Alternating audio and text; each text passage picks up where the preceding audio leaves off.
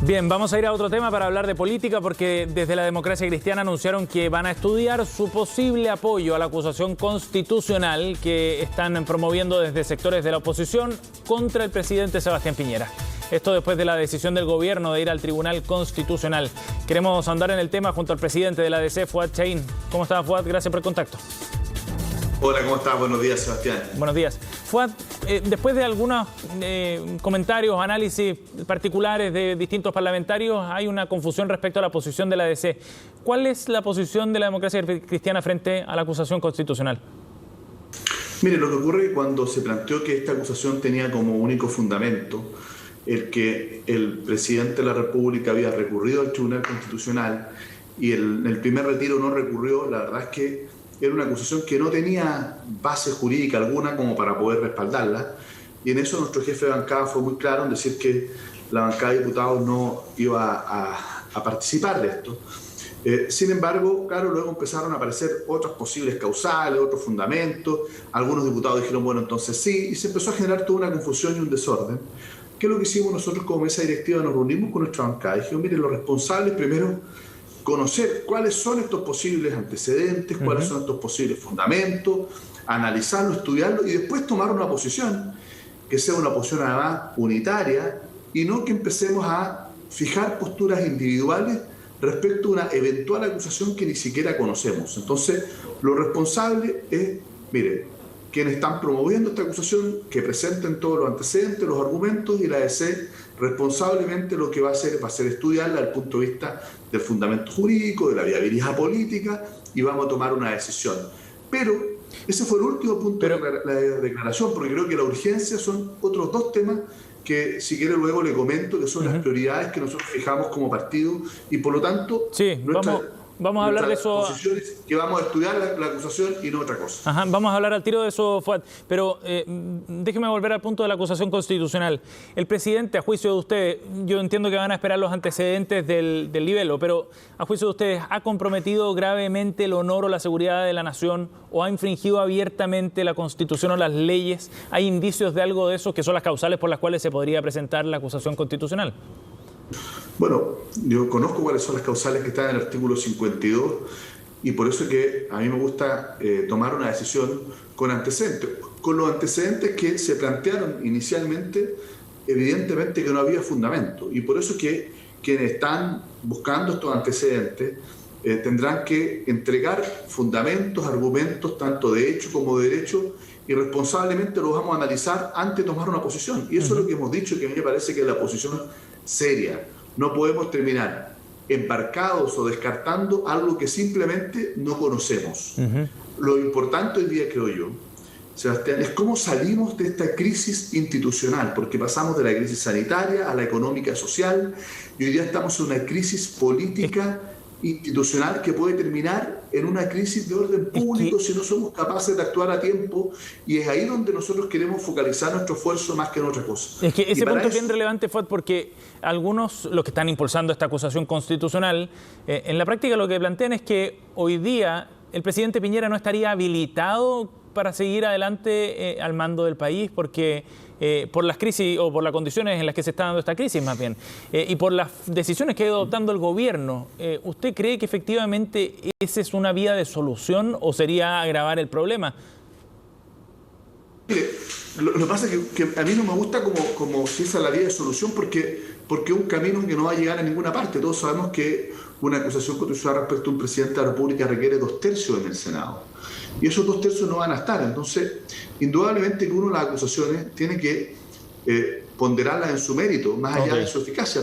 Pero si es que ese es el camino, bueno, el problema que tiene ese camino es que no nos lleva al destino. Si es que la solución fuese esa, no estoy diciendo que sea esa la solución, pero si fuese esa la solución, no nos lleva a un destino. ¿Qué es lo que yo creo que tenemos que hacer? Porque, mire, lo grave es que podemos terminar generando una crisis incluso de orden público nuevamente. Hemos visto la reacción. Y además podemos terminar incluso poniendo en amenaza el proceso constituyente. Entonces, yo creo que el gobierno ha sido muy irresponsable en esto. El presidente de la República tiene facultades para ir al Tribunal Constitucional, no hay ninguna duda de eso.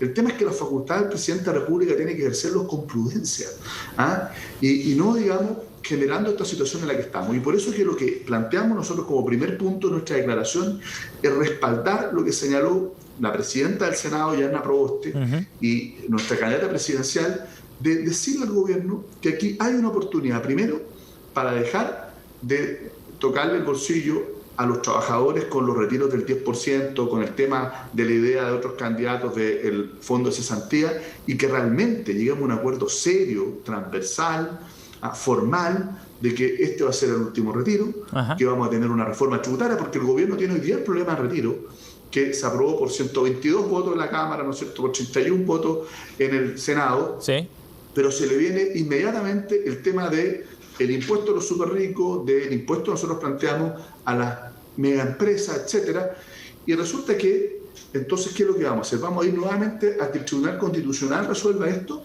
¿O el gobierno empieza a hacer política, construimos un camino de salida que pase por resolver esto, ya a lo mejor en los mismos términos que se hizo, similar a lo que se hizo con el segundo retiro, buscar una reforma tributaria acotada, pero que sirva para recaudar y financiar mejores transferencias a la familia, y empezamos a darle respuesta a los chilenos, en vez de que tengamos una pelea, no entre gobierno y oposición, hoy día es entre el presidente y el Congreso, porque ha sido muy transversal esto en el Congreso. Sí, por los apoyos. ¿Por qué el presidente no llama a la presidenta del Senado, al presidente de la Cámara de Diputados, construimos un acuerdo país de Estado y empezamos a darle tranquilidad y solución a los chilenos? Sí, pero fue ese camino que usted traza con un acercamiento político, con una conversación entre la oposición y el gobierno y este gran acuerdo, de alguna manera es una salida que no conversa con la acusación constitucional. Bueno, es que yo creo que la acusación constitucional surge como una medida desesperada ante un gobierno que no es capaz de conversar ni con los suyos, menos con la oposición, y que lo que busca es bloquear iniciativas que hoy día son absolutamente necesarias, no solo para poder aliviar la situación de agobio económico y social, porque no solo lo insuficiente, lo focalizado, sino que también lo tardío de las medidas y las respuestas del gobierno hacen que ya las familias tengan un hoyo tan grande que necesitan efectivamente echar mano muchos de ellos a este 10%. Entonces, ¿qué es lo que nosotros hemos dicho? Mire, esto tenemos que resolverlo, pasa por ahí. El gobierno, si lo quiere bloquear, vamos a tener una situación muy compleja. Entonces, creo yo que, bueno, se fue al Tribunal Constitucional, se amenazó con una acusación constitucional, ¿y qué es lo que vamos a hacer? ¿Vamos a seguir este camino de enfrentarnos, polarizar, jibarizar el país, o seguimos una ruta distinta? Y creo que ese camino lo alumbró, lo iluminó, lo mostró primero la presidenta del Senado, luego Jimena Rincón. Ayer sacó una carta además con Paula Narváez, más o menos en la misma línea.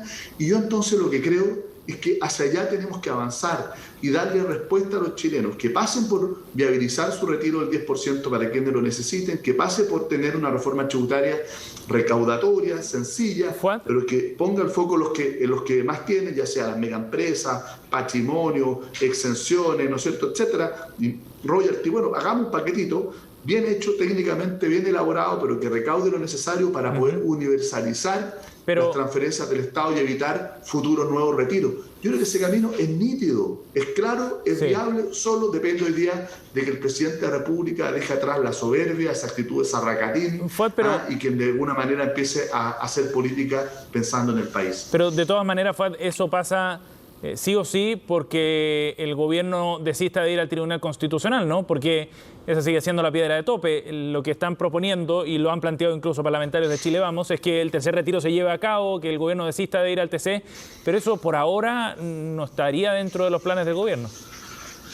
Bueno, pero resulta que para el segundo retiro el presidente no desistió de ir al Tribunal Constitucional y él dijo que había que hacerlo por ley y presentó un proyecto de ley. Entonces quizás puede perfectamente buscar el mismo camino, hacer un proyecto de ley que recoja en términos gruesos lo que está en esa reforma constitucional y darle viabilidad y que patrocine un proyecto, y la gente lo que le importa no es el color del gato que caza ratones, ¿no es cierto? No le importa si es por reforma constitucional o por ley, lo que importa es que pueda tener el acceso a ese 10% y lo podemos resolver igual. Ahora, imagínese usted el problema que tendría el gobierno, porque yo creo que no hay que dar por descartado que esto se va a perder en el Tribunal Constitucional. Recuerde que la vez anterior fue un empate. Sí. Un empate donde quien dirimió fue la presidenta designada por el presidente de la República, pero resulta que hoy día esta reforma tiene elementos desde el punto de vista de los quórum, desde el punto de vista de la redacción, de los distintos elementos que blindan mejor el proyecto. ¿En qué situación queda el presidente de la República si el Tribunal Constitucional entonces dice que es constitucional esta reforma, que tiene las facultades de los parlamentarios para presentar iniciativas de esta naturaleza y que en lugar de ser un empate hoy día, ¿no es cierto?, tengamos una votación distinta que lo viabiliza?